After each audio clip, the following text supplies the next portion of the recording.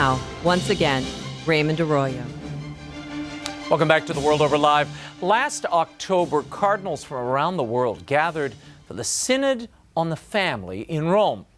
The Pope wanted them to discuss the pastoral challenges the Church faces in ministering to the family.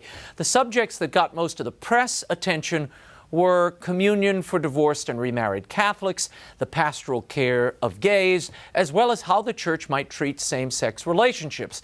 Some saw the discussions as a much-needed breath of fresh air. Others decried what they saw as an effort to alter Church teaching on marriage and the family. Now a new book chronicles the backstage moves that shaped the Synod and poses a provocative question. Was the outcome of the Synod preordained? It's called The Rigging of a Vatican Synod, an investigation into alleged manipulation at the Extraordinary Synod on the Family. It's a new ebook from Ignatius Press. Joining us in studio is author and Vatican correspondent for the National Catholic Register, Edward Pentin. Delighted to have you here. Good to be here. Thanks. Hey, I want to start with, why did you want to write this book? I mean, you covered every movement of this while it was happening. Why write a book about it? Well, I think there were some unanswered questions during the Synod, and I think people heard about this allegation of rigging going on or manipulation. And so I thought, well, as a journalist, I have to find out what the truth is, and if there's something unjust, then that needs to be uncovered. So I thought, well, I need to look into this in more detail. So I thought, over the past year or so, I've been looking at what happened in more detail, and that sort of ended up with this book. But as I say, it's important that the title has a question mark at the end, because I want the reader really to decide, to look at the evidence and let them decide, was this rigged? Was there manipulation going on? Was there an agenda being pushed? And really allow them to make up their own mind from the evidence. Cardinal Napier, the African cardinal of great repute, at one point he is told by a Synod official, and I'm quoting here, "This thing is being manipulated. It's being engineered. They want a certain result." Who are they? They are, it turned out from my investigations, there was probably about 7 or 8 people involved in that, and they came from the top of the organization of the Synod Secretariat. So I think those 7 or 8 people were keen to see a certain result. They wanted to see their agenda pushed through, and it was them really. Cardinal Baldessari and some of the other, Forte, Archbishop Forte, these are the people who were really instrumental. Right. Cardinal Baldessari, who's the General Secretary of the Synod of Bishops, appointed by Pope Francis, and also Archbishop Forte, who's the Special Secretary. They seemed to be pushing a certain thing, a certain agenda, which was obviously what people didn't like, was contrary to what they thought was church teaching and established church. I want to back up a little bit. I want to talk about Cardinal Walter Kaspers' controversial speech in the February preceding the Extraordinary Synod, where he put forward this notion that divorced and remarried Catholics should be allowed some penitential process that was not an annulment, that didn't take so long. What was at the heart of that proposal, and does that campaign go on? The last time I interviewed Cardinal Walter Kasper, it appeared as if he was backing away. But is he?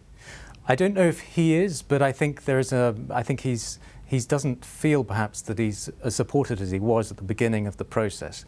And I think he's standing back a little bit to see if things will just move on their own momentum, I think.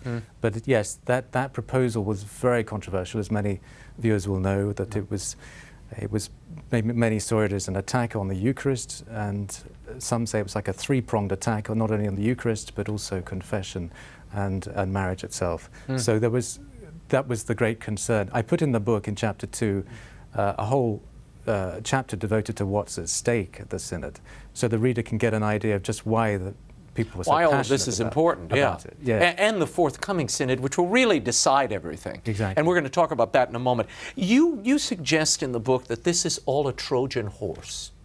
Yes, this is one view, that the divorce and remarriage issue was being used by certain people within the Synod to push through another agenda. And what was that other agenda? That other agenda basically centers on validating same-sex unions within the Church, changing the Church's views on human sexuality, the Church's doctrine in a sense, or the Church's pastoral practice, which in turn they argue affects doctrine. So loosening the teaching on cohabitation, for example, and so forth.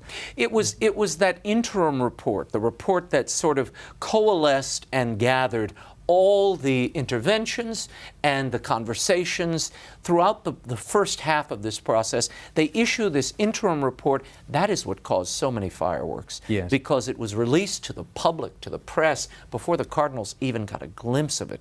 Tell me how that came to be. And many cardinals said, this bears no relation to the conversations we've been having. In fact, nobody even talked about homosexuality or communion for divorced and remarried people. We barely had a conversation about that. Yes, I mean, this is what really alerted people to the fact that they thought there was some sort of rigging going on, because they said, we didn't hear about these things discussed during the first week, and suddenly they were front and center, and they were put out to the press before they even heard them, before they'd even seen the report themselves. So they argue that there was that was being pushed through. But also, I mean, against that, people say, well, there were so many interventions, it was very difficult to put them together in such a short time. Right. So they had to sort of prepare this document even before the synod began. So you believe it was prepared in advance, before? Well, this is the argument, yes, or at least certain aspects of it were prepared perhaps before the discussions began in that first week. So that's... Yeah, I mean, you could look at it from both sides. Well, you mentioned this in the book, and I've spoken to some people who say, wait a minute, these were written, every synod father submitted a written intervention, which was handed in before the synod started, and it was those written interventions that they based the midterm report on. Valid? That is possible, yes, but the interim report is supposed to be, it's called the report on the discussions held at the first week of the synod. So if that's not the case, then it's a misrepresentation of that. Tell me about how critical you reported throughout this synod. You had incredible reports, but in the middle, you interviewed Cardinal Kaspers, who was coming out of the meetings for the day. And he said something about the African cardinals, that the Africans shouldn't be listened to on marriage and other things. It's taboo to them, and they're going to hold us back. That was a major turning point, was it not? Yes, I mean, people have said that it woke people up to the fact that there were certain things that, were at play which they hadn't realized, and that, there was this party, Cardinal Kaspers alliances, if you like, who weren't prepared to listen to what the Africans said, for example, on same-sex marriage and same-sex unions. And so that was quite a turning point, I think, yes. But well, it woke up and galvanized all of the African cardinals. Well, they realized that, they weren't going to be quiet, and they weren't going to be silenced by those running the synod. And they realized that they needed to speak up. So yes, it did galvanize them. There's another thing you report for the first time. I've seen it in print anyway. This was all new to me, but I don't think this has appeared anywhere. And you write of a flare-up during the final report. So the synod's done, the conversations have taken place, and there are those drafting the final report. Cardinal Napier is one of those people. Cardinal Wuerl, Donald Wuerl of Washington, is one of those people. What happened in that final draft? Yes, well, Cardinal Napier they were going to put the same-sex union issue, same-sex relationship issue together with the marriage, under the marriage section. And Cardinal Napier, of course, didn't like that because, same-sex unions aren't marriage in church teaching. So he asked that those be separated. But he said that they basically gave him the cold shoulder. They didn't listen to him because he was speaking in English, but they didn't want to seem to take any notice. And Cardinal Wuerl allegedly stepped in, this is what I've heard, and was very angry about this and said, listen to Cardinal Napier, listen to what he's saying, don't ignore him. He's on the committee, he has every right to make his views known. And apparently that got very heated, that moment. But there are other things too I put in the book about the final document and how it was kind of engineered in a certain way. And also, I think the group Voice of the Family, which is made up of pro-life groups, made the point that the documents of the synod are trying to be faithful to two elements of authority, that the signs of God and the signs of human history. And they argue that you can't really do that because it'll bring a clash between the two. And in the end, the clash will weaken natural law. The natural law will no longer be seen as immutable. So this is a very important point, I think, that they bring up, that runs through the documents of the synod. Before we run out of time, the final document comes out. Now, this final document is the governing document for the synod that we will see convene in October. Yeah. The cardinals went through paragraph by paragraph. They voted on what would be included and what wouldn't. But at the end of the day, it was all included. And there are mentions in the final document of same-sex unions, cohabitation, communion for divorced and remarried people. Now, all of those paragraphs failed, but they were included. It was the Pope. It was Pope Francis who said, print them all. Yeah. Yeah. He's the Pope. He can do that. Yes. Right? Yes. And this is, again, people saw this as trying to push through an agenda. I mean, we don't know if the Pope really wants this or whether he just wants these threshed out properly and fully and have a full debate and discussion. Yes, but you know, this usually when they don't receive the consensus votes, these things are rejected. So if they don't receive, these didn't receive the 2/3 vote, so they should have been essentially rejected. Yeah. What does all of this tell us about the synod that will meet in October? Does this tell us anything about the dynamics at play? Is there an African firewall, if you will? It seems the Africans are very outspoken these days. Yes, and I think in this next synod they're going to be more vocal than in the last one because they can see the general direction, and I don't think they like it, and I think they're going to make their voices heard in a way that wasn't the case in the last time. But I think, I mean, I'm quite positive about it. I think You're quite positive? Well, in the sense that I think the kind of these allegations of rigging, I think, were very clear. People saw them. I think people are going to be alert to them more this time. If there is an agenda being pushed which goes contrary to the Church's established teaching, I think they're going to be aware of that. And also, I think we're coming from a different angle here. The first synod was talking about the problems facing marriage and the family, so that the starting point was different.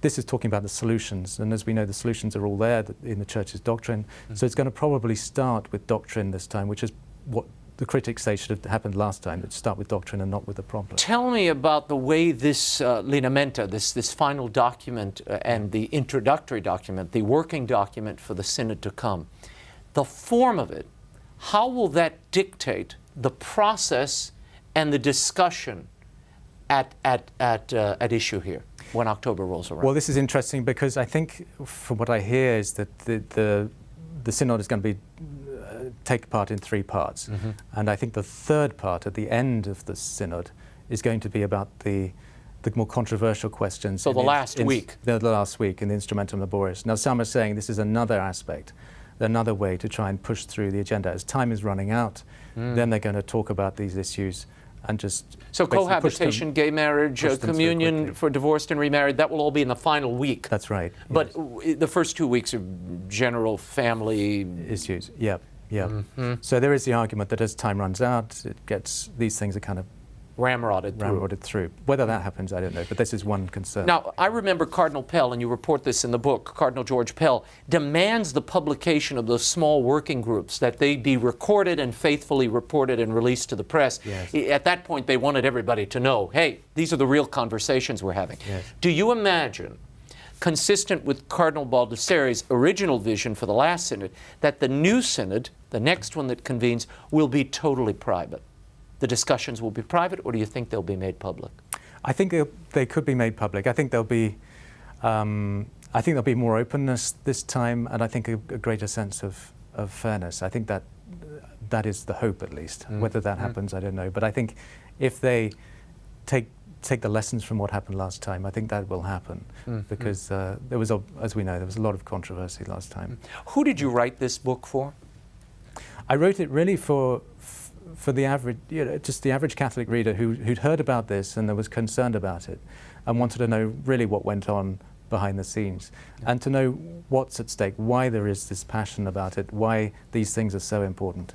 And that's why I think the good can come from this. I think it can be a catechetical moment for a lot of Catholics to find out why the Church teaches this and why people are so concerned about these things. Edward Pentin, thank you for being here. It really is an inside account from really all angles. It was a fascinating read. I was familiar with some of it, but not all of it. You really synthesize it in a great way. Edward Pentin, thanks for being here. Thank you very much. Cardinal Napier, incidentally, who's endorsed the book, writes, it's an absolutely fascinating account of the Synod 2014, especially the machinations surrounding it. The rigging of a Vatican Synod, an investigation into alleged manipulation at the Extraordinary Synod on the Family. The new ebook by Edward Pentin is available online now from Ignatius Press on Amazon.com and at Ignatius.com.